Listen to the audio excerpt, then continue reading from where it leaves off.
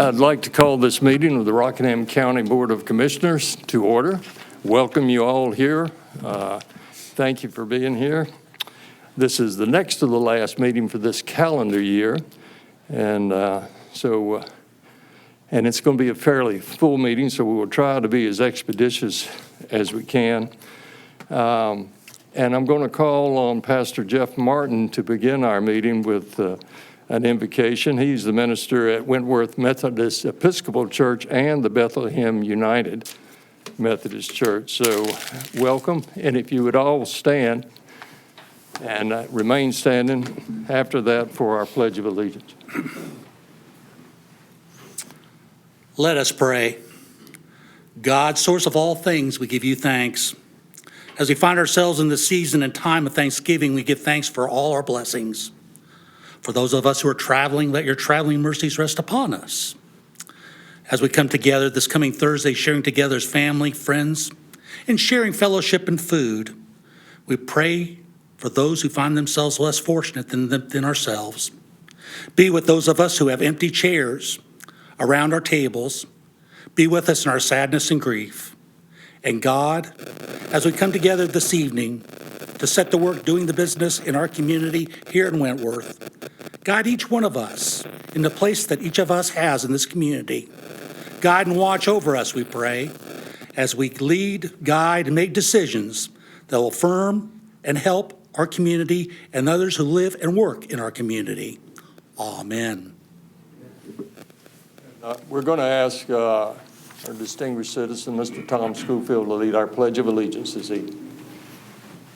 Pledge allegiance to the flag of the United States of America and to the republic for which it stands, one nation, under God, indivisible, with liberty and justice for all.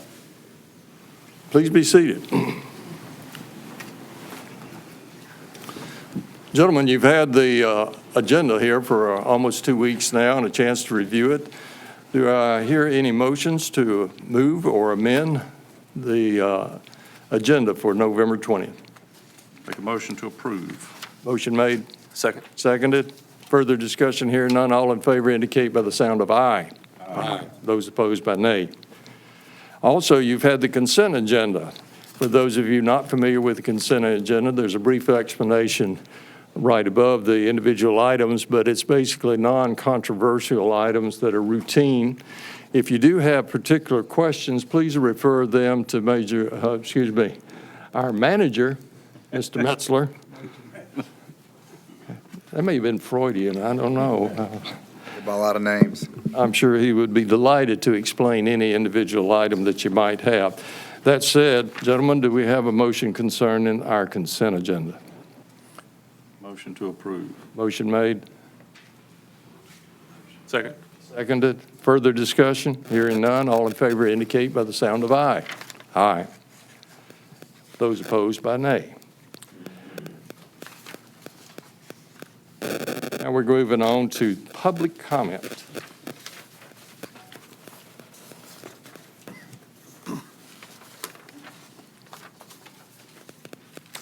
Well, we have nothing for public comment. So we will move to the next item, which involves public hearings in regard to some rezoning cases and also tax administration. If you would, Mr. Hiram Marciano, would you come brief us on case 2023-15? Good evening. We have, I think that's up, okay. We have rezoning case 2023-15. This is a rezoning request to rezone a 5.48 acre parcel of land from residential protected to residential agricultural. It is located at 813 McCoy Road. This is in the Simpsonville Township. It's literally just right outside of the Reedsville jurisdiction. This is a conventional straight rezoning. At the planning board meeting last month, they did vote unanimously to recommend approval of the request. As you can see from our vicinity map, we're just right outside of Reedsville's jurisdiction. This property is the one that's hashed there. You can see it's surrounded by a great deal of residential agricultural. There is some RP in the general vicinity, and it is likewise near RA outside of Reidsville's jurisdiction, the RA 20 zone there. This is a little bit further view out, so you can just see how much the area is in the requested jurisdiction. It is in the O2 land class in our land use plan, which is characterized by mostly rural, low-density housing, a lack of water and sewer utilities. Areas in the O2 class are generally to be zoned residential agricultural, so it is consistent with the O2. It is in the critical Troublesome Creek watershed, which means any subdivided lot would still need to be 80,000 square feet, not our normal 40,000 in the watershed. So there is some size constraints that will keep it low density in that area. Here's just a general aerial of the existing conditions of the property. And as stated, this is O2. Housing variety is also a targeted goal of our land use plan. And with that, I'll take any questions regarding this. It has been determined to be consistent and reasonable based on those conditions of the O2 class and the general vicinity of the given characteristics of that area. Case itself. Mr. Chair, Marzi, just for the benefit of the public, could you give a history of the zoning since this was originally zoned? This tract of land, I believe, has been residential protected since the beginning of zoning in 1988. I believe that probably has to do with just coming right outside of Reidsville's jurisdictions and that subdivision across the street. A lot of times, when there was more tightly grouped homes, they would do RP, regardless of what maybe some of the general uses may have been. Thank you. Hearing none, I'm going to officially open the public hearing and ask for anybody wishing to speak, because nobody signed up to speak for this particular item. So did we miss anybody that wanted to speak on this case? 202315. Hearing none, I close the public hearing and leave comment and motions to the commissioners. Mr. Chair, I'll make a motion to approve. Let me. Sorry, I've lost my statement. Marzi, do you have a copy of the statement?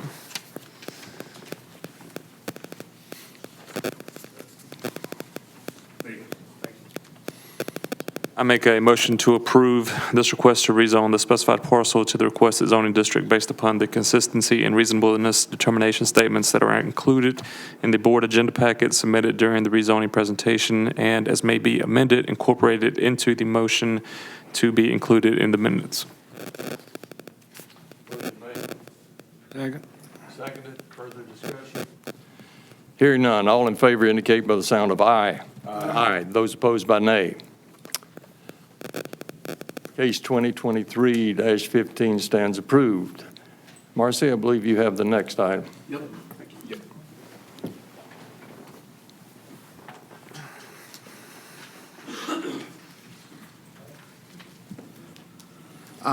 The next item is 2023-16. It is a requested text amendment to amend the terms for the planning board and the Board of Adjustment. This actually clarifies some discrepancies in our records. It'll help do that. Also, it establishes the awkward, or it gets rid of the awkward language we had before and just establishes a base 3-year term for each member that can just be reappointed after 3 years or not. But instead of having this 3 years on, another 3 years, 2 years off, maybe 3 years, this is just wiping that out and allowing us just to serve 3-year terms. The language for both Section 2204 and 2304 are mirrored, and since this planning board serves as the Board of Adjustment, that's why both are under consideration. We also recommended a change from the alternates term to, it just said it would serve one term, this replacing that one with the word "a."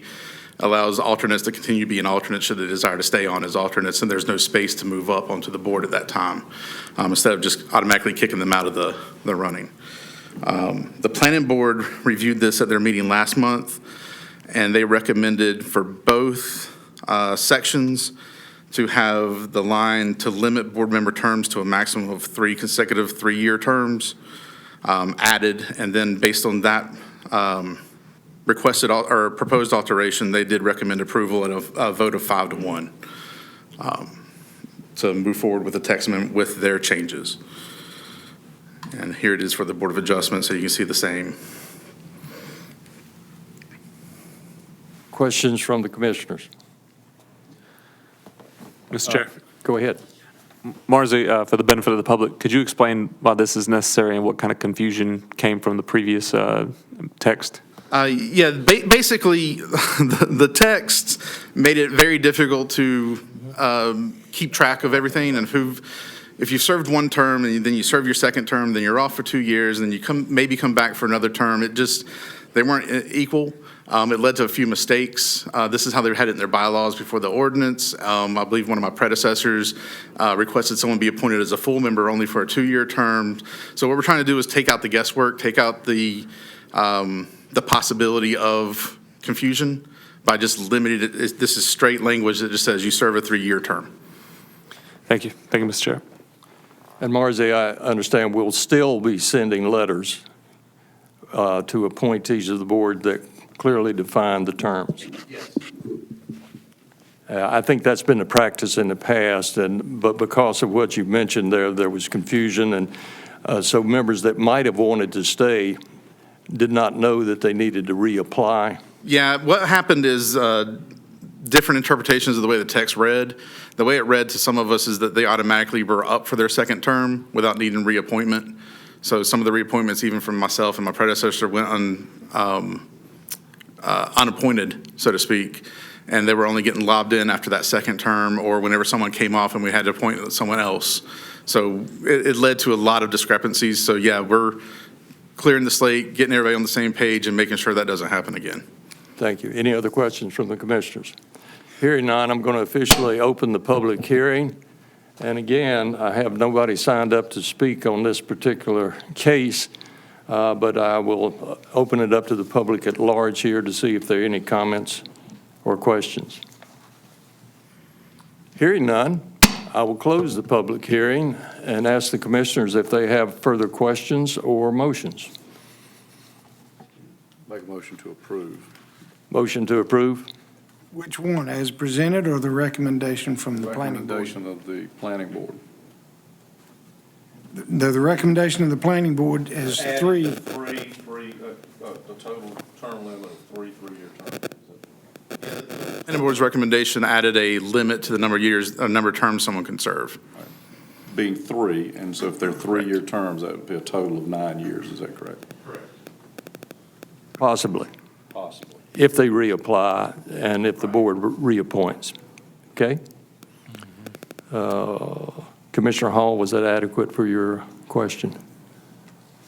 Yeah, that answers my question, yes.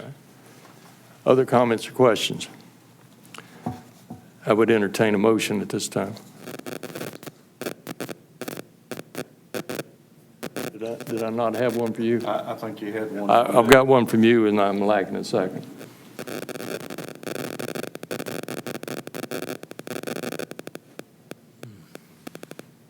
Discussion point. I think if we have good people on who are working hard for the county, I don't see any reason to limit them to 9 years. That's my feeling. I would go with the original recommendation as presented. That's my personal feelings. In regards to the total length of time, Yes, I'm just against limiting. If we got good people who are willing to serve, I see no reason to restrict it. Yeah, Mr. Chairman, I withdraw my motion. right? And I'll resubmit a motion that we go with the original language of the planning board where we delete the term limits. It really doesn't matter to me. Roger, got that. Do you understand what the suggestion is Going with the original staff draft? Yes. Okay. Mr. Chair, I'll second that motion. Motion made and seconded. Further discussion? Hearing none, all would, Sorry, Mr. Chair. Just one point of clarification. So is there anyone on the board that's currently serving that would be timed out with the board recommendation that they had made? Not with the planning board's recommendation, I don't believe, but under the original terms, yes. I think so. I think there's one member who would be removed, having already served 2 terms. Under the original language, under our draft, no. Under the 3-term limit, no. Okay, thank you. Thank you. If I understood your question. You got it. Again, it's confusing. I'm telling you, it's a lot of numbers in the wrong places sometimes, so, well, I would hope you continue the practice of sending individual letters yes. to members so that there's no question in their mind about how long. And just for clarity, this doesn't mean that they automatically serve 3, 4, Correct. 5 terms. This is, they're serving After a 3 years. 3-term, That's 3-year right. term, Okay. so be it. Let's make it clear administratively, so they're serving 3-year terms with no limitation on the terms they The serve. number of terms that they could serve. That's the motion on the floor at this point. Yes, sir. And the second, yeah. Counselor, is there any problem? No, there is none. Motion made and seconded. Are there further questions of fact or clarity? Hearing none, all in favor indicate by the sound of aye. Aye. Those opposed by nay. And I think it was worth that extra amount of time to make sure we had this squared away in clarity. Thank you. Right, our tax administrator, Mr. Hurst.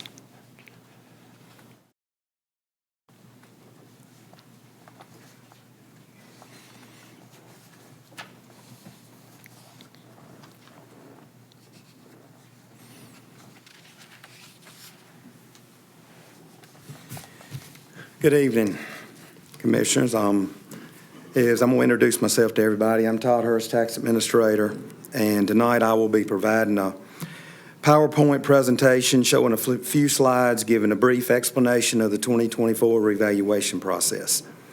If anyone would like a copy of this PowerPoint, I will present the email address at the end of the presentation for anyone that would like a copy. The approval process for the schedule of values. The public hearing meeting tonight is one of the steps required by statute. The schedule of values is available in the tax office for viewing. December 4, 2023 will be the approval date for the schedule of values. The schedule of values must be approved by January 1, 2024. January 5, 2024 will be the 30-day appeal period from the approval date published. Pioneer Appraisal Incorporated, a private contractor, is conducting the 2024 real property appraisal. The Rockingham County Tax Assessor, which is myself, is responsible for the quality and accuracy. Rockingham County conducted its last revaluation in 2019. North Carolina General Statute 105-286 requires all property to be appraised at least every 8 years. Revaluation achieves equalization and uniformity and is a mandatory requirement of the state of North Carolina. This is the process of reappraising all property to the current full market value as of January 1, 2024. Market value is the most profitable sales price which a property should bring in an open and competitive market, not a forced sale between a willing buyer and seller. I think you meant to say probable and not profitable. Is that correct? Yep, probable, yes. Rockingham County has over 8,500 sales from 2019 through September of 2023.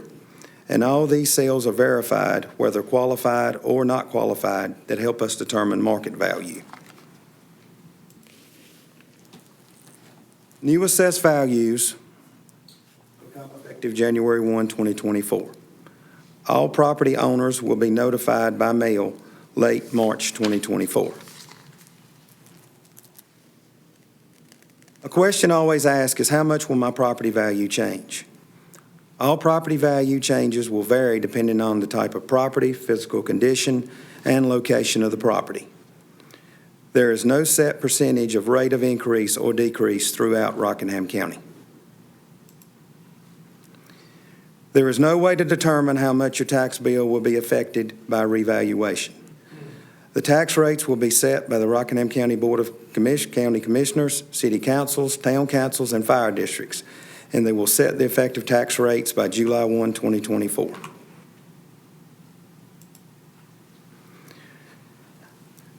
An appeal can result in no change, decrease, or increase in value.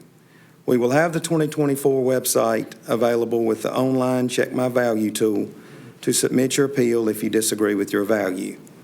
Or fill and sign the appeal form, which will be included with the change of value notice, and promptly return to the tax office by mail or email within 30 days of receiving your notice.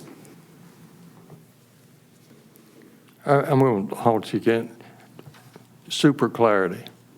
Tell us what an appeal is.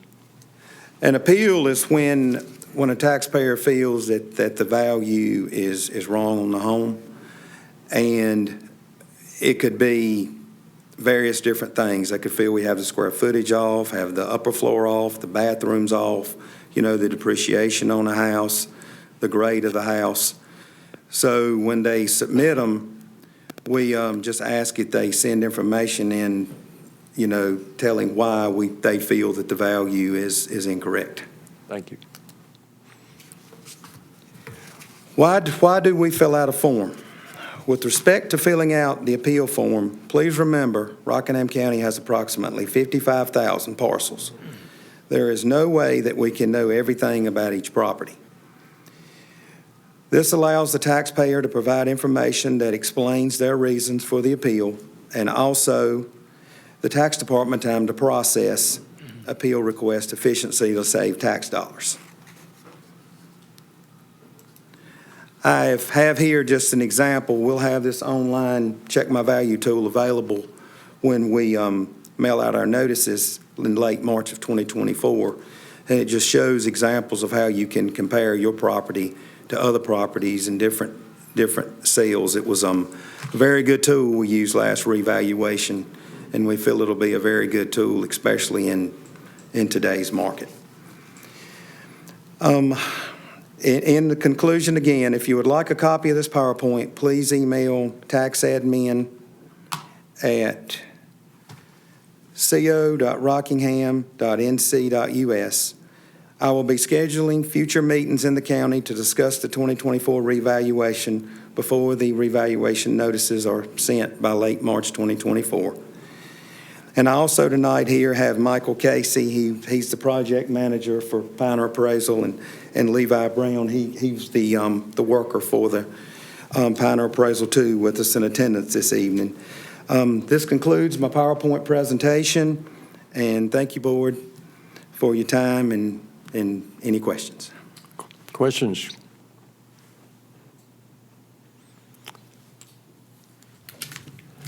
Thank you, sir. Yeah. The lack of questions is not indicative of how much we've been following this activity for some time. Yes, sir. So, Now, let me get this. hearing no questions, do we require an action? You have to open the public hearing. Open the public hearing. But subsequent to that, we have an action. And that said, nobody signed up to answer or make comment, but I will open the public hearing at this time and seek anybody that failed to sign if they have comment or questions concerning the reappraisal. Hearing none, I will close the public hearing. Just accept it. Let's move to accept the report of the. Don't we have a motion to? Got 2 more hearings to do before we act on it, right? They have to have two more public hearings. I think all we need to do is acknowledge we heard the first hearing thereof, and we're going to have 2 more. Thank you, Mr. Hurst. Thank you. I now call on item 8, our finance director, Pat Galloway.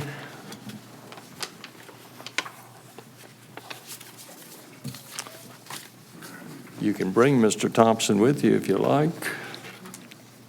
Well, we had a change. I want to let you know we had a change. Alan Thompson had a conflict, so we have Stuart Hill that has come to present the 2023 financial audit. So he'll take over from here. Thank you for having me tonight. It's a pleasure. We appreciate the opportunity to conduct the audit for the 2023, June 30th, 2023 fiscal year. You should have, this is the audit in whole, and this is a presentation summary. We're going to go with the presentation summary because it would take 3 months to go through the audit report itself. So, and you should have those with you up there. First of all, I want to thank Pat and Justin and their staff to provide the information that we need throughout the audit. They do a great job, so we want to say that right up front. We thank you. On page 1, after the table of contents, is a letter. This is a required communication to the board, and this is where we would tell you the bad things and the good things and the whatever. We won't read all this stuff. You know, it's a good audit. There are a couple things that we're going to talk about throughout this presentation, and you can ask questions at any time. If I don't know the answer, I'll tell you I won't, but we will get it for you. So if you can turn up to the page 4, you see a lot of data. We're not going to read all the data either, but that is the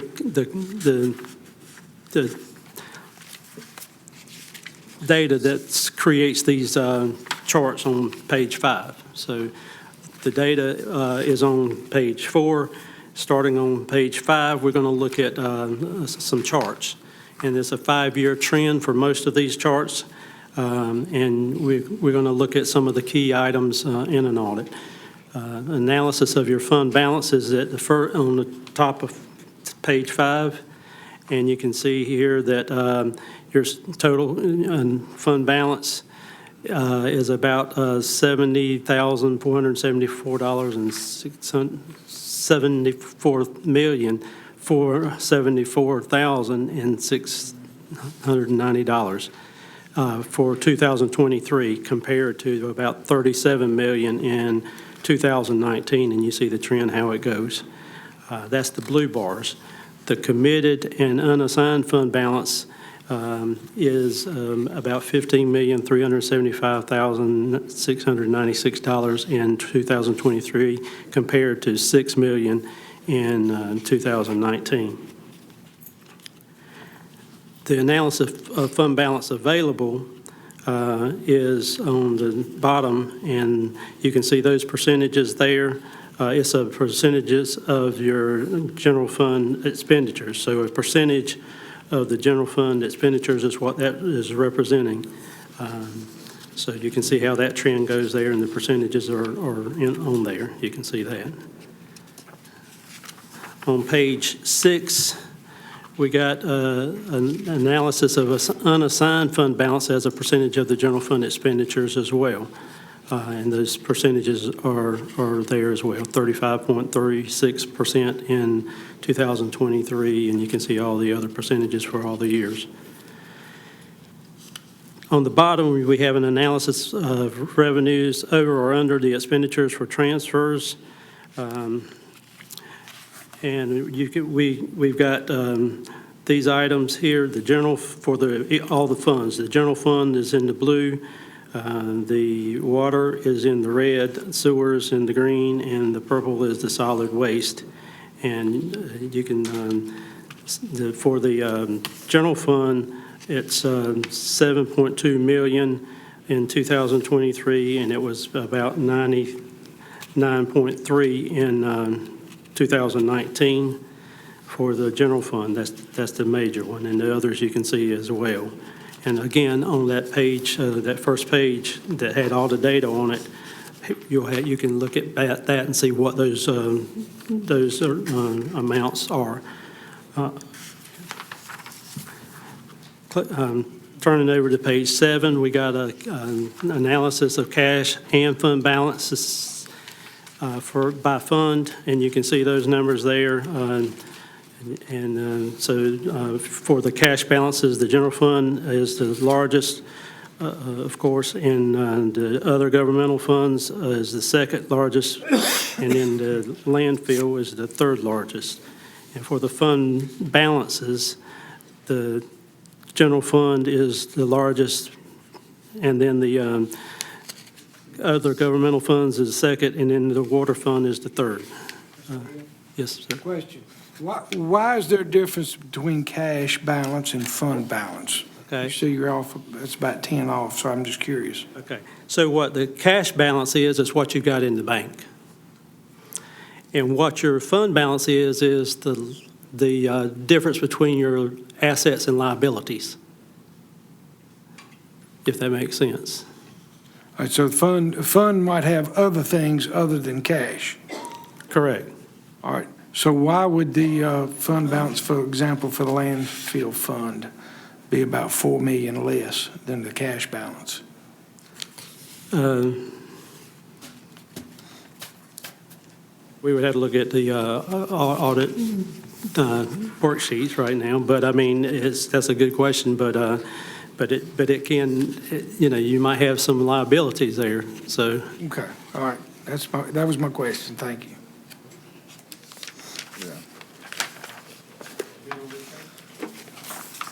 All right, on page 8, we look at your property tax rates, which has been consistent all 5 years, and yours is just a tad. The red, that's the blue bar, is for Rockingham County, and the red is group weighted average from the state. They stopped giving us that, and so that's why it's not, the red doesn't go all the way across, but at any rate, that's your rates have been consistent. The collection percentages is good. It's a little bit higher than the state, and so your collections are good. And then on page 9, we got a breakdown of the general fund revenues. And we can see here that the ad valorem taxes is the largest of the revenues categories, followed by other taxes, licenses and permits, and thirdly, the intergovernmental revenues, which is basically, mostly at least, grants. And that's the makeup of your revenues, general fund revenues. General fund expenditures, likewise, on the bottom, the largest one is the public safety, followed by education. Third is human services. And that's how the makeup of your expenditures are stacked. On page 10, this is what we said we were going to talk about in a little bit. There was some issues on the audit, but it's been addressed. It's already in the works, at least, to do what they're doing to rectify those, and that's basically what that's all about. And so Ms. Pat has already told me that they've already got it. What you're doing is they're getting it fixed.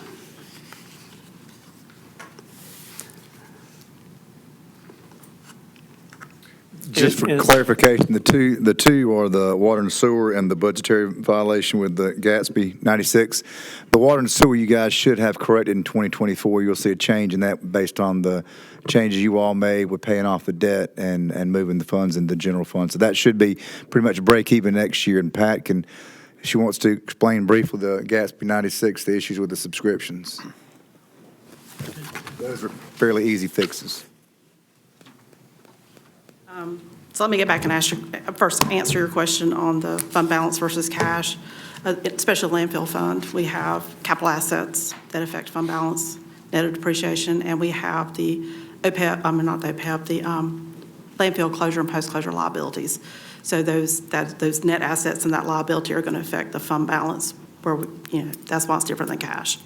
So let me ask you then, so to restate that, you've got you're setting a liability, or you're reserving some of the cash for future closures and future openings in the Yes. landfill fund? Yes, booking that liability that's why it brings the fund balance down. You don't have it available to spend now because we got the liability sitting out there, recognizing that.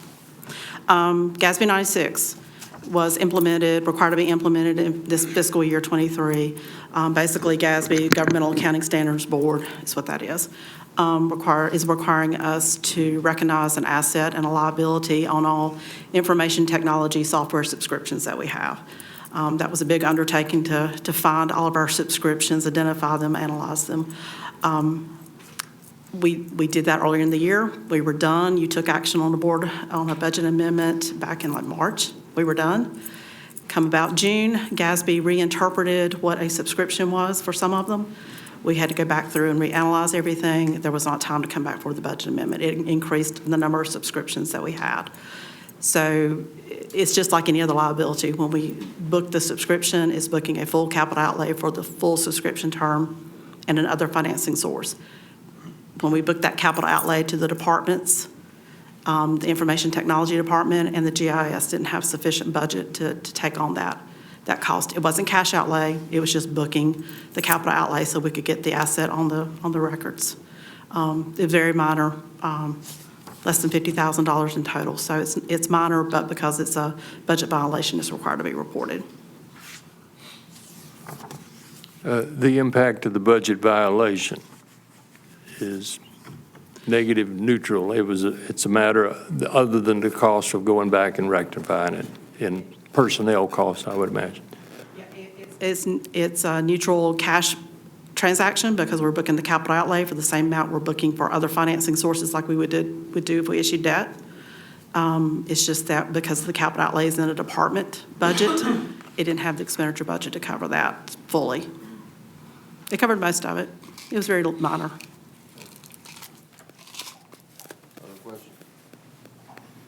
Mr. Hill, have you finished?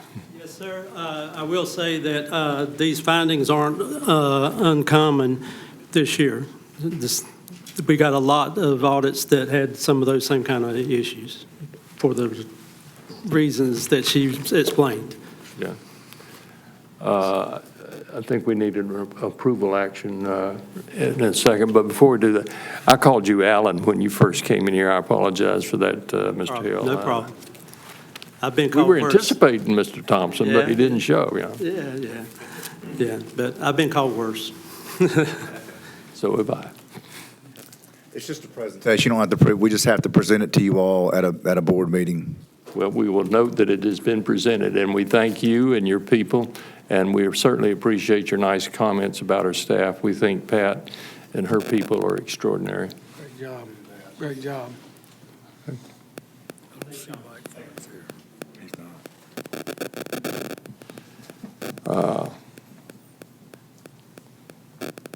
Are you, okay. I believe we're done with that, aren't we? Item 8. Yes, sir. Number 9, Mr. Wright Archer. Our colleague let you down tonight. He did. I'm solo tonight. So. Well, you know, when he's getting paid by other folks, he shows up. Well, so you're stuck with me. Mr. Chair, I would like to start by thanking the board for recognizing Jason Julian. I just kind of want to start with that to say thank everybody for I think everybody knows how hard he has worked, not as a state employee, but how hard he's worked for the county and for the folks of Rockingham County. So I want to personally thank y'all for acknowledging that. Fortunately, I was not available. I was out traveling out of state, so I couldn't be here. But again, just thank you very much. He's going to be sorely missed. We are in the process of filling that position as best we can. I know he's kind of a homegrown local. It's going to be tough to fill, but we've got Bobby Norris is standing in. He was the district engineer prior to Jason coming in, so Bobby's got some experience in Rockingham County. So if there's anything there, reach out to Bobby, or certainly reach out to me, And we're hoping to have this as seamless a transition, hoping to have his position filled, Jason's position filled by sometime in January. So we do recognize the importance of the district engineer role. And that's kind of a segue into what I'd like to talk to about is development, especially along the 220 corridor. Jason's done a very good job. I think the district's kind of the first contact point with developers. Sometimes it's a week notice, a month notice. Sometimes it's years in advance of development wanting to come into our community. So I think Jason has done a very good job in setting that tone. Obviously, working with Lee in economic development, that's huge. That's something that the department focuses on quite a bit. So I think we're fortunate in kind of following in Jason's footsteps as far as how he's got us set up, understanding the development, trying to understand the development and knowing what's coming. So again, I want to say thanks to him and his service. Kind of moving forward, and I mentioned Lee, and Lee and I were talking a minute ago. We've got a couple, three projects on US 220 that we're looking at. One, we had a RAISE grant opportunity that we actually submitted twice, and that was an interchange up on 220 North between the railroad and the Virginia line. And actually, it was a concerted effort with NCDOT, both the local staff and Raleigh staff, actually Virginia, VDOT and some of their folks, as well as Lee's folks, trying to get funding for an interchange that we think is needed up there. Obviously, the development in Southern Virginia is going to trickle down into North Carolina, Rockingham County. So we see the importance there. That's a project we didn't get funding for. The competition is pretty staunch on that. We did submit twice, and unfortunately, we didn't get the funding for that. But that's a project that I would not want to forget about, and working through the RPO, that I would like to bring that back up so we can maybe get that funded. And I mentioned the RPO, and I think you understand the process that we go through, and may want to come back with staff a little bit later and talk about that maybe early next year, about the MPO and the RPO process for our projects to make sure. I know it's a fairly straightforward process, but it can get very confusing in a hurry when you start talking about the different pots of money, the state funds, the regional, and then the division pots. So I definitely want to come back at some point in time. But moving forward on the 220, we basically have two projects. One project is that's in the STIP. It's unfunded, but it's from 68, the interchange of 68 up to 135, and that's a $366 million project. So the counterpart to that, or the component to that, is from 135 up to the Virginia line. That's a $350 million project. That'll have to go through rescoring. That'll probably be April of next year before we know where that scores. And quite honestly, that's a pretty big bite. It's $250 million to get funded. So with that, we kind of had the same scenario that we have on 220 that we have on 29. We had a project on 29 that basically was from Guilford County, the loop, up to the Virginia line, was a $215 million project. And it just never scored well. We just couldn't get it scored. So what we did, we looked at dividing that or cutting that project up into three portions. The section that we're looking at right now is the Guilford County portion, which is the at-grade intersections and things like that. And this project's scoped very similar. It's to upgrade 29 to interstate standards, which fortunately the Rockingham County portion of 29 is pretty much to interstate standards now, control access. There's some things we'd have to tweak to some pavement widths or paved shoulder widths and things like that we would have to adjust or improve. But for the most part, it's Rockingham County set. But we would have to get the whole thing to the Virginia line before we could get it shielded. So we decided to pull that portion out. That's the A part. So it's a $90 million project. And actually, that allowed us to get that funded and move forward. So why I say that is what we're looking at on the 220 section on these $366 million projects is we're looking at that, and that includes widening, interchanges, service roads, and things like that. What we've been allowed to do, or what we've been able to do on 29 is actually working with developers and looking at our service roads and trying to figure out, okay, this is how this needs to look. Well, the developers will say, okay, well, I'm going to set back, my building limits, so I'm not building a row of houses along the right-of-way. So we've got to come in at some point in time and take 15 homes and relocate. So we're working with the developers to design their subdivisions to where it's not going to be as impactful us to them or them to us, if that makes sense. So we're actually looking also on the 29 portion is, let's say they want to build a shopping center. Okay, well, maybe the service road runs behind the shopping center.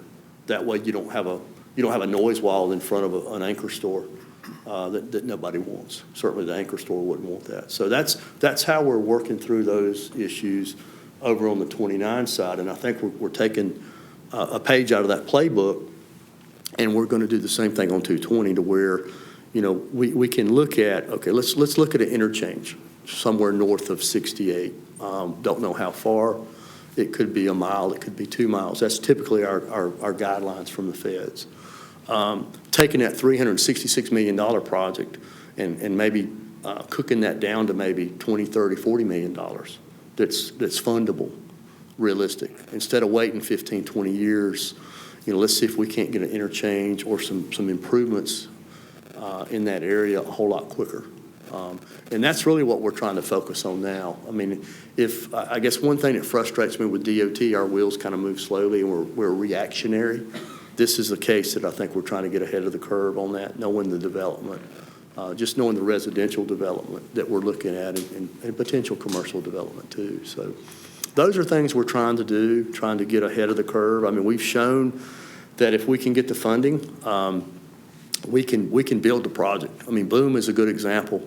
2 years ago, we got a public hearing map and some funding, and today that opened. It's opened before Thanksgiving, so that's pretty incredible. Built a large bridge over I-73 and two other bridges, and over a mile connection to an economic development site. So those are things we're trying to do.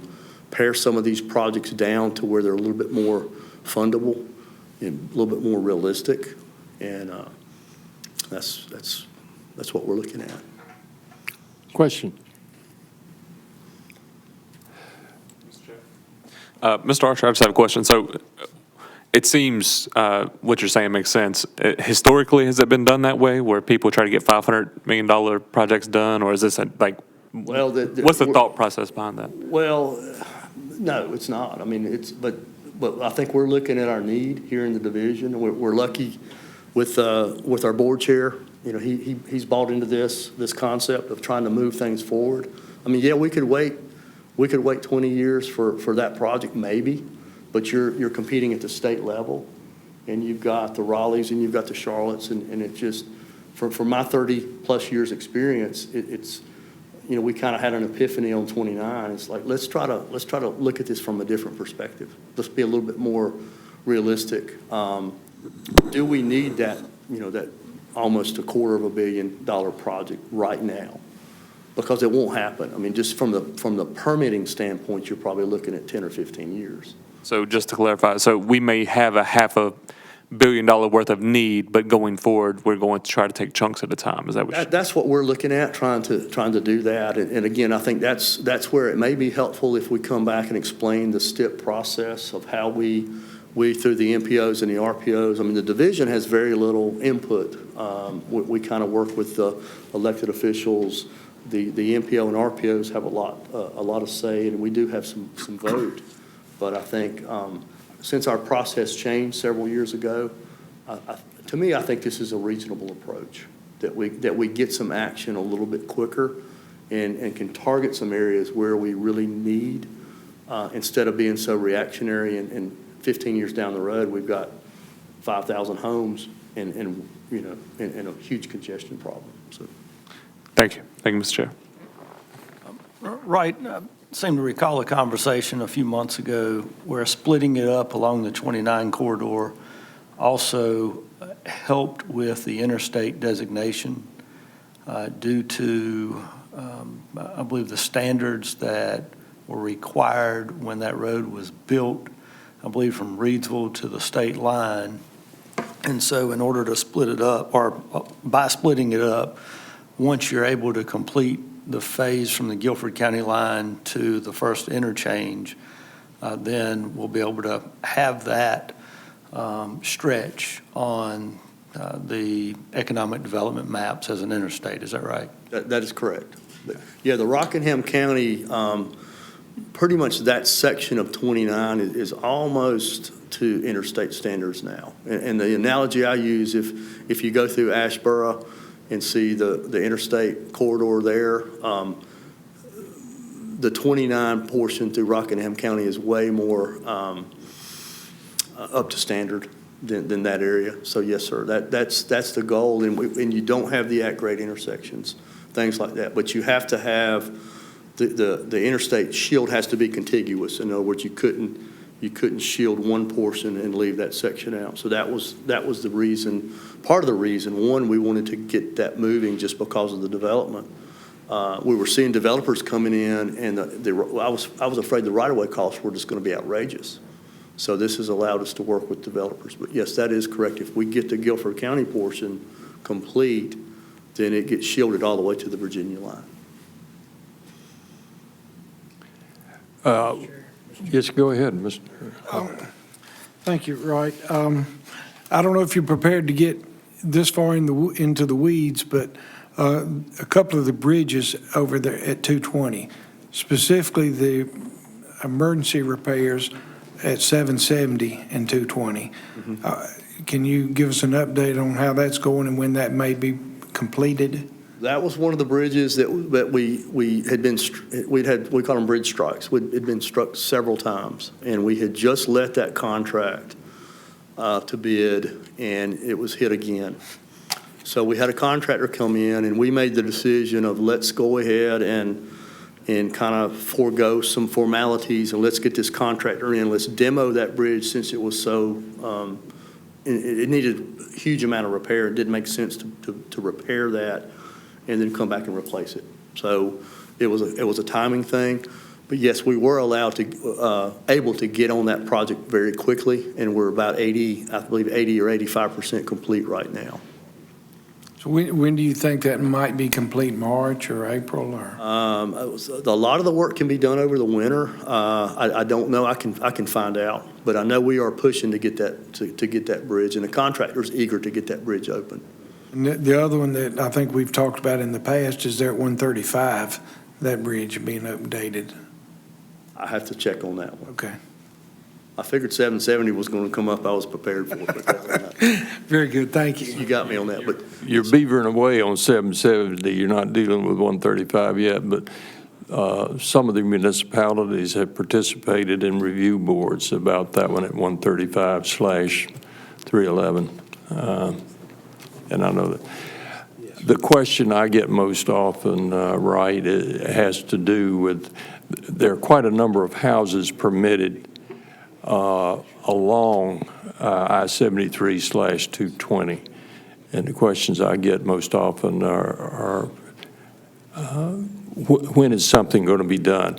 It's also been proven statistically to be a dangerous section of road. There have been a number of deaths there. And so the public's interested, and of course we're interested for the utility of an intersection and access road. And, you know, in my mind, 220 is our number one priority. And you can tell me, I sit on the RPO. If there's something we need to be doing on the RPO, by all means, let us know. I think now is the time to start looking at some of these projects, and maybe it's nice to have a $300 million project, but in reality, and that would have to be at a statewide level, and when you're having to compete with other the Charlotte with what they have, and they're looking at their the commercial activity through there, and the airport. That's the number one airport in, next to Atlanta, I think, in the South. There's a lot of competition there. So I think getting creative on how we submit these projects, I think, would be a little more, probably a little more regional and maybe a reasonable, and I say a Freudian slip, and try to get them to the regional tier instead of the statewide tier. That may benefit us to where we can move forward a little bit quicker. I mean, my whole goal is to move, because if we don't, we're going to be so far behind. Every year we delay, the cost goes up, and right-of-way cost is what's scary. So I think that would be helpful. But we are looking at impacts to service roads and things like that. Okay, well, I hope you're talking to those contractors.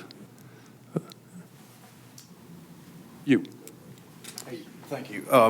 Just a couple of questions. I would suspect that economic development would speed up the timeline on some of this stuff. Is that correct? I mean, as you get projects that announce that they're coming here, does that make a difference in you guys' timeline? From a MPO, RPO, STIP perspective, not really, because it's under a scoring.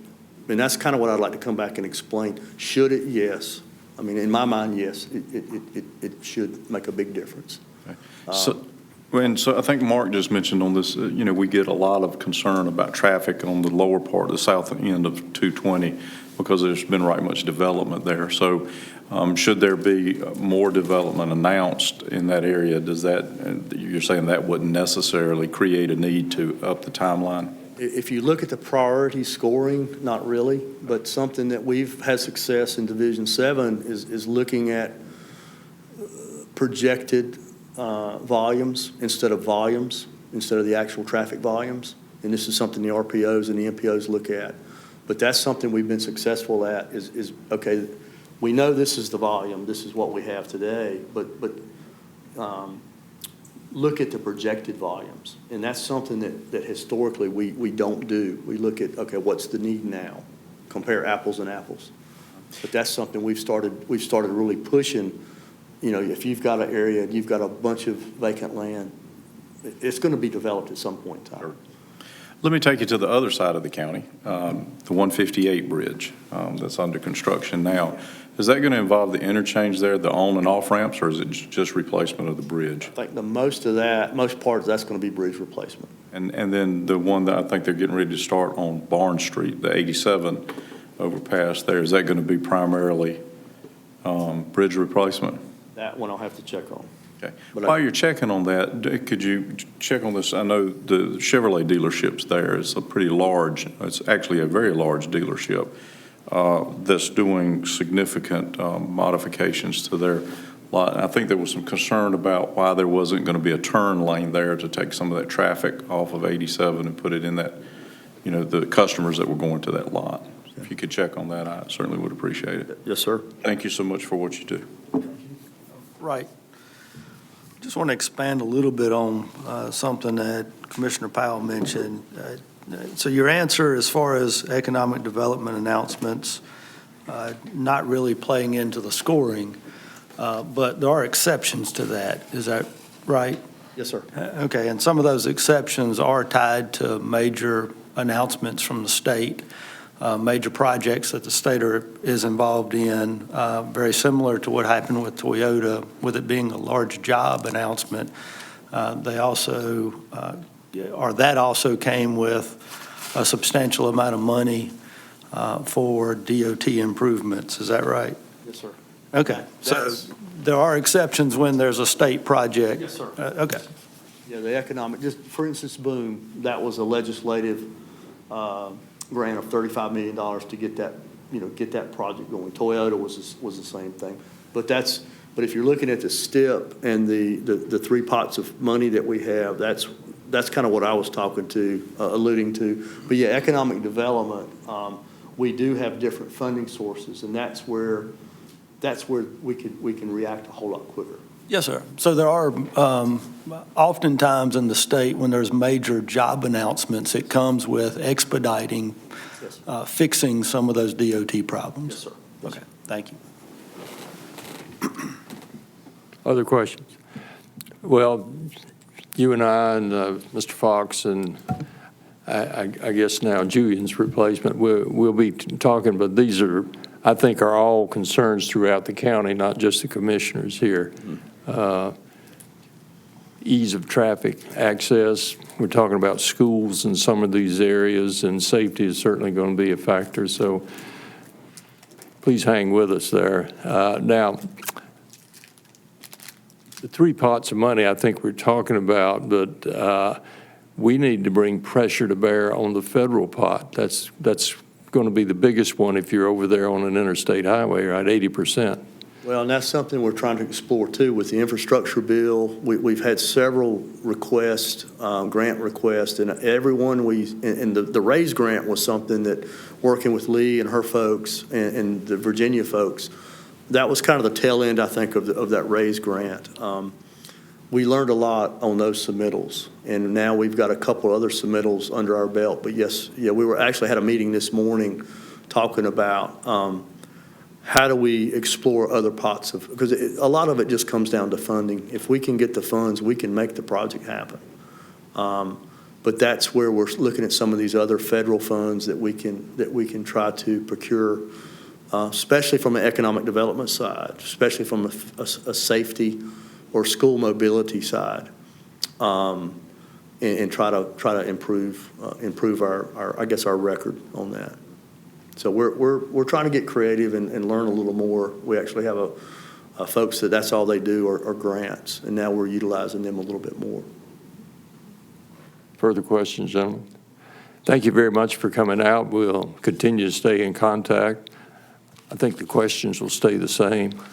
Looking forward to that really optimistic phone call from you or Mike. Well, I'm pushing. Trust me, I'm very impatient. So, and hence we're getting, I guess, creative on how we're doing some things and working with the RPOs and the MPOs. So, we certainly continue to work together. Thank you very much. Okay, Appreciate you coming out. Thanks. Mr. Ronnie Tate, our Director of Engineering.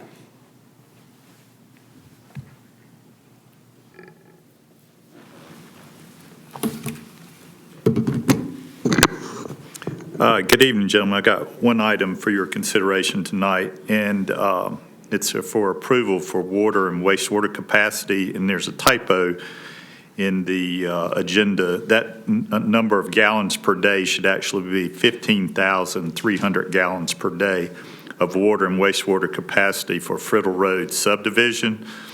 This capacity is a request for Phase 1 only, with 51 homes of the proposed 263 homes. The developer for the project is Allied Development, LLC. The rules for the water policy, Section 28.1, and the sewer policy, Section 18.1, shall apply to this project. And I'll be glad to answer any questions you have or any comments. So that number should be 15,000. 15,300, yes, sir. Okay. Yep, sorry. I don't know how you jumbled. Don't ask. Don't ask. Pipe is a lot bigger than that, is it not? Don't ask. Then don't you ask. My dyslexia kicked in that day, sorry, so. Go ahead. All right, Phase 1, how long will they have to build this out? So as it is in the policy, they would have up to 5 years for Phase 1. And if they had not completed 51% of the homes after Phase 1 at 5 years, then they could apply for an extension at that time to the board for that. And then they would apply for their other capacity for the other phases once they get to 51% completion. Okay, and that's if things are going good. If things aren't going good, and people lose interest, they build 10 houses and quit. At what point would we look to reduce that capacity? Would that be 5 years? They would have 5 years, and say they came back to the board and said, we want to request an extension, you could always deny that, or you could grant that extension, but it's for that phase, it's for 5 years. All right, then, again, if they don't build out 51% at the end of 5 years, then what do we look at? Do we look at what the average use has been as far as the capacity? I guess you could, or you could deny it. I mean, you could sit there and say, we're not going to grant you any more capacity. That would be up to the board. Did I answer your question? I don't think so. Okay. All right, so the 15,300 gallons a day will serve how many houses? 51. All right, let's say they build 10 Okay. and things stop. So then they don't need that much. They don't need 15,000 gallons a day. Exactly, yes. So at the end of 5 years, if they've only built 10 houses, would we look at and evaluate what those 10 houses need at that point? Or you understand what I'm trying to say? If we I get think to so. what we need to, Can we reduce our commitment in the future if they haven't fulfilled theirs? You could, I think the way the policy is written, you wouldn't reduce it, but you would limit it. You wouldn't give them any more, because when this goes to DEQ for approval, we're approving this capacity for 51 homes. And so on paper, in DEQ's mind, it's for 51 homes. So and maybe this is a question for Clyde, I don't know, but if we change the policy, is there a way to limit it in the future if they don't build it out? I don't for know. example, if let's say we get 10 houses, and then there's a change of ownership, and they decide to convert that to RA and just convert it back to a farm. They don't need that much capacity. So how could we then take that capacity back for the benefit of the taxpayer in other areas? I think at that time, we would submit either a letter or form to DEQ and explain to them what had happened and that there is no need for that capacity any longer. And then I think it would take it off of their paper or how they account for it at that time. But I think that's the only way you would do it, because you're granting capacity for 51 homes. That's what they're going to submit to DEQ based on the number of bedrooms per home. And it's going to tie that capacity up for that subdivision, unless something like you suggested happens. Well, I'm not sure I'm fully understanding what Commissioner Hall's talking about. I think I do. But you're talking about DEQ permitting. Mm-hmm. We're going to have the capacity there. We will have already paid as taxpayers and the county. We will have paid for this capacity of 15,300. It's there. It's there currently, and with the improvements in place that the contractors are working now in 220, we go to roughly about 1 million gallons per day. Gotcha. Yeah. So Gotcha. So we will complete. We've already paid for it, right? I'm sorry? We will have already paid for it. Yes, sir. Yeah. All right, the point is, if we have 10 houses instead of 51, we're losing the income from 41 houses. Exactly. Yeah. We want the money back. And we haven't put money into, we we haven't put any money into this subdivision. There's no infrastructure that the county has paid for. The infrastructure is already, it's on 220 and it's existing on 65. Mr. Chair. Go ahead. If I could, but kind of my question is, if we reserve this 15,000 gallons a day, and we have explosive growth in other areas along this route, and at some point, if this area doesn't grow, which I hope it does, I truly do, but if we need that capacity in other areas and this area doesn't prosper, I'm just trying to look at options that the county may have to utilize that until they can build more capacity. So that's a concern I've got. Right. And I know you and I have kind of talked about this, and Yeah. I apologize for kind of bringing it up now, but I just want to be sure that we have a fail-safe in place for the taxpayers' benefit. The way the policy's written is what I've stated earlier. I think what we would have to do as a county is submit information to DEQ and ask them to reduce that capacity for that subdivision, saying that there's no longer a need for it, there's not going to be any more houses built in it. We would like to reduce that capacity to what it is for the 10 homes, as you stated. And then my assumption would be that with that information, DEQ would relinquish that capacity back to the county as needed. Okay. That's where you came up with the 3,000 vice 15,000. No, that's not where I right? came up for it, so. Mr. Chair. Go ahead. Ronnie, to piggyback on Charlie's question, so you're saying the way the policy currently is, that's what we would need to do is contact DEQ and hope that they relinquish it back. In your opinion, do you think there would be a better policy proposal to address this issue, or do you think leaving it to DEQ is the best way to handle it? You'd have to put some type of clawback in there to commit it back to the county, Okay, thank you. so. So, Ronnie, it's not possible to allocate this in sections as we go, smaller than the 51 homes, is it? I mean, if he's going to do 51 homes, but you allotted so much for 10 and then 20, and is it that unreasonable or something? My thinking is with these developers and what they're doing out there, that's not a lot of homes for how they take them down and build them. So I think if you try to limit that, you guys are going to get some pushback, I think, from developers on that. So if they would have come and said, I want 150 homes as phase one, I would have pushed back against that. But 51, to me, I think is a realistic number, especially over 5 years, given the way the policy's written. So I think the concern that Chairman Richardson has is when we have 51 homes and then all of a sudden the economy changes and, they want to rezone to something and we lose those 51 homes for one user as opposed to 51. That's a possibility. Right. I think we have a position like that going on now.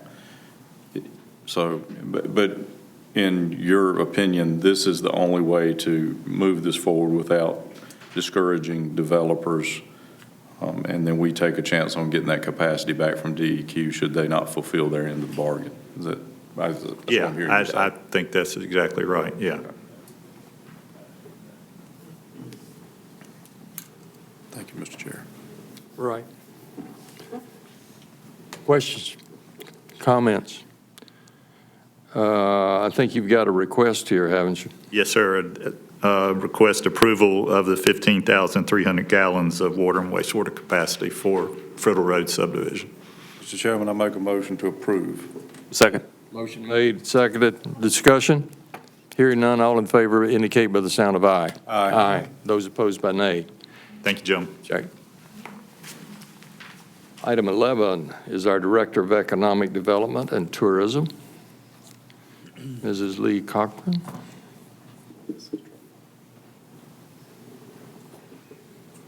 Good evening.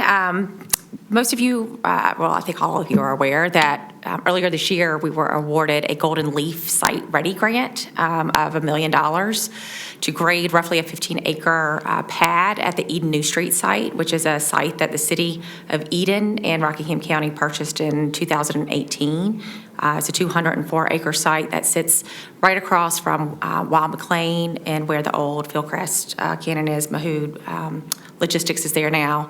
So, but we put the project out to bid, and thanks to Ronnie Tate for all of his help with this, as he did with the Reesville Industrial Park last year, or 2 years ago, I guess now. But the bid came back to KBS Earthworks was the lowest bid at $461,839. $809.23. This is all, again, grant funded, so there's no money coming from Rockingham County. The money has already been appropriated. We have checked references. We've had our engineer also look at their takedown rates and their cost opinions on this as well. And don't see any issues with the bid. And so we would just need your approval to move forward with these guys. Questions, comments? Any kind of contingencies that we need to have included in this? Well, so we have contingencies built in the overall budget. This came in significantly lower than what we were even anticipating. So we'll have almost $270,000 worth of contingency funds. We don't expect to have to go into any contingencies. We don't expect rock because we did significant amount of borings on this site because Eden is known to have, potential for rock. So we don't expect that. All right. Normally, we also grant the county manager the ability to approve change orders up to a certain amount. Is that something we need to look at for this? Typically, it's up to 50,000. Up to 50,000. Great. To include this with up to 50,000. Do we want to do that? Okay. Further questions? Where's the other 539,000? Engineering, soil borings, testing, construction, materials testing, project management. But again, we've got $200 and some thousand left. So really, we thought this was going to be right at $1 million project. This is coming in at like not even $750. Anything else, gentlemen? Mr. Chairman, I'm sorry, were you getting ready to say? I was going to make a motion. Mr. Chairman, I'll make a motion that we accept the KBS Earthworks as a general contractor for the mass site grading project. Additionally, I move that we allow the county manager approval of change orders up to $50,000. Second.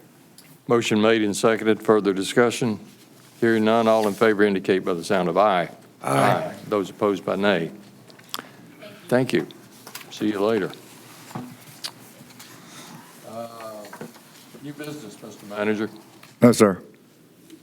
Commissioner comments, starting with Commissioner Barrow. Thank you, Mr. Chair. Thank you to everyone who came out tonight. Thank you for everyone who's watching at home. I want to wish everybody a happy Thanksgiving.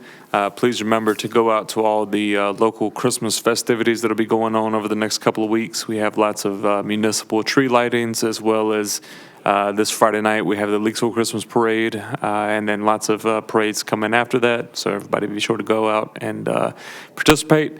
Also, I would just like to say thank you to all the volunteers around the county and all the different organizations that have helped raise food for Thanksgiving.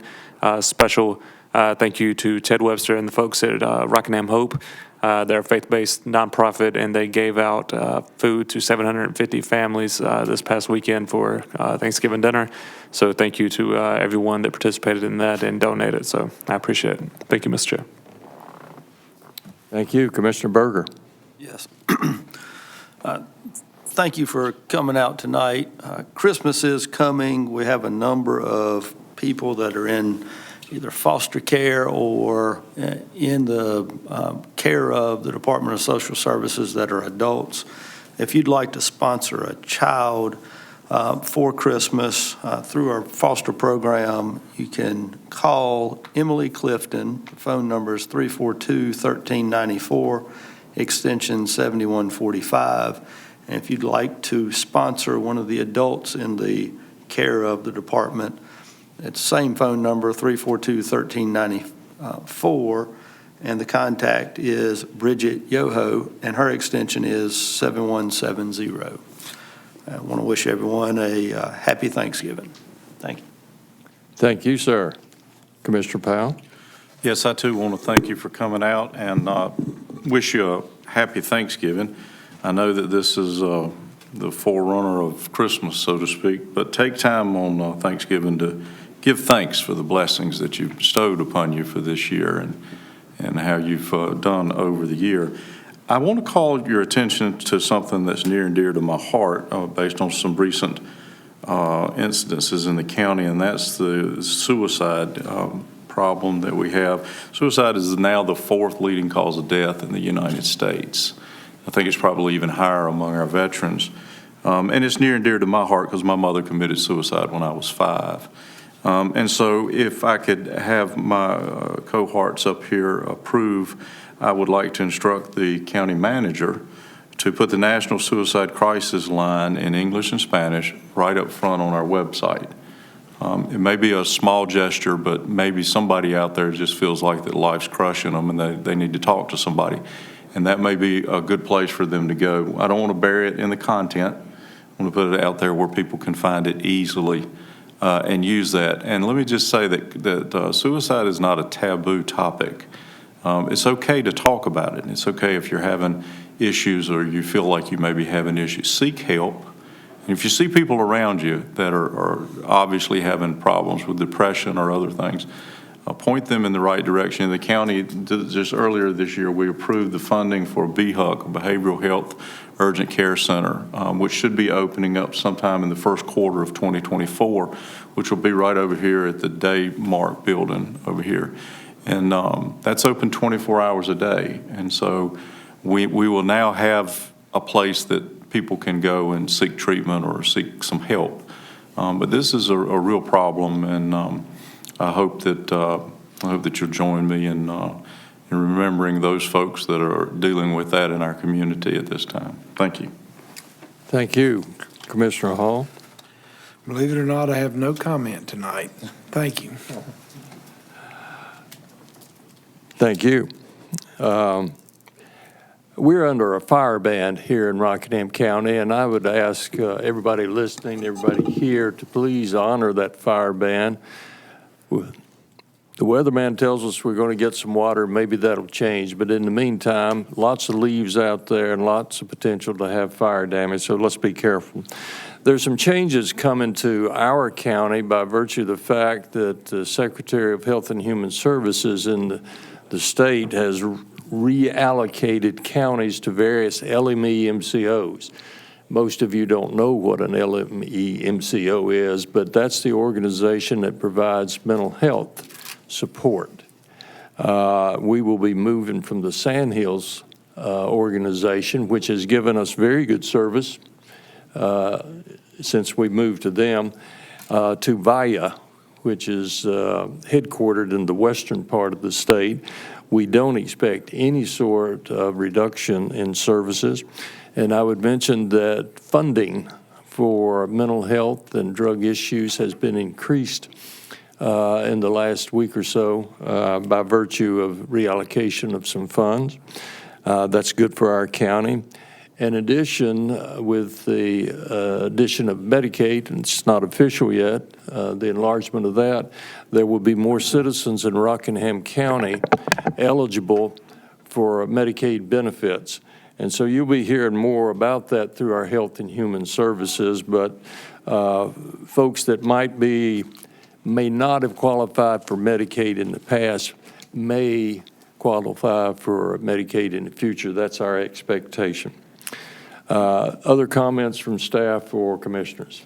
Sir. Hearing none, we do need to go into closed session. And do we have a motion regarding closed session? Item 14. Mr. Chair. Pursuant to NCGS 143-318.11A1, approved closed session minutes, and NCGS 143-318-11A5, instruct negotiating agents. I make a motion to go into closed session. Motion made. Second. All in favor indicate by the sound of aye. Aye. Those opposed by nay. We were going to stand in recess here for about 5 minutes.